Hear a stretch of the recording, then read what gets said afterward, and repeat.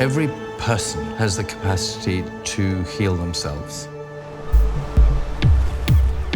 If you think about it, that is what we're doing 24 hours a day. We're creating new cells, removing cells that are no longer needed. We're recycling, repairing all the time.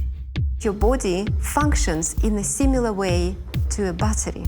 And your health is determined by your ability to receive and maintain a charge. I think red light therapy is the most exciting developments that I've seen in my career.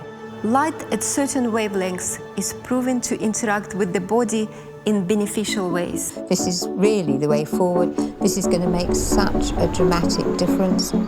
Astronauts, Olympic athletes, wealthy people, they have been using red light therapy for a long time. So what we have done is to take this powerful technology a big step further. There has been a revolution in LED technology. The LEDs have become so much more powerful, so much more efficient. So now we can make a product rechargeable and portable for a fraction of the cost what it used to be. I have seen that it has a dramatic effect on people's health.